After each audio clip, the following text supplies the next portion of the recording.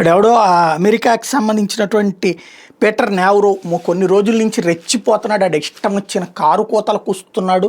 భారతదేశం మీద 50% సంబంధించినటువంటి సుంకాలకు సంబంధించి బెదిరించాడు. కారు కోతలు కూశాడు. పిచ్చగా వాగాడు. ఇప్పుడు వాడి వాగుడు బ్రాహ్మణత్వం దాకా వచ్చింది. ఏంటంటే ఆయిల్ బ్రాహ్మణులు కొంటున్నారట. అంటే అంబానీ అదానీ ఇప్పుడు బ్రాహ్మణులు అయ్యారు. అంబానీ వైశ్యాస్ అని కూడా వాడికి తెలియదు. అదానీ కూడా ఆ ఏరియాకి సంబంధించినటువంటి వైశ్యాస అన్నటువంటి విషయం కూడా వాడికి తెలియదు. అది వైశ్యాస లేకపోతే వాళ్ళది ఆ ప్రాంతానికి సంబంధించినటువంటి ఆ తరహా సామాజిక వర్గం అన్నటువంటిది ఇక్కడ ప్రధానం. అంబానీ వాళ్ళు ఓపెన్గానే చెప్పుకొచ్చినటువంటిది. అట్లాగే ఎవరైతే నయారా రుయా ఫ్యామిలీ వీళ్ళు మార్వాడీలు. అలాగే ఐఓసి వచ్చేటప్పుడు గవర్నమెంట్ పబ్లిక్ ఆర్గనైజేషన్ అది. దానికి సంబంధించి అరవిందర్ ఎస్ షాహ్ని, అట్లాగే ఓఎన్జీసీ, హెచ్పిసిఎల్, ఎంఆర్పిఎల్ ఇవన్నీ గవర్నమెంట్ పిఎస్యూస్. అరుణ్ కే సింగ్ చూస్తాడు. మరి ఆయన ఎప్పుడు బ్రాహ్మణుడు అయ్యాడో తెలియదు.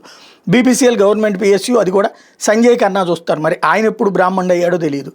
అంటే ఇక్కడ కులాలని పెట్టి విడదీయడం అనేటటువంటి కాన్సెప్ట్ని ఏకంగా అమెరికానే తీసుకుంది. అంటే ఎలాంటి పరిస్థితులకు వెళ్తున్నది, భారతదేశాన్ని ఎలాంటి కాన్సెప్ట్ వైపు తీసుకెళ్తున్నారు అన్నది అర్థం చేసుకోవాల్సి ఉంది.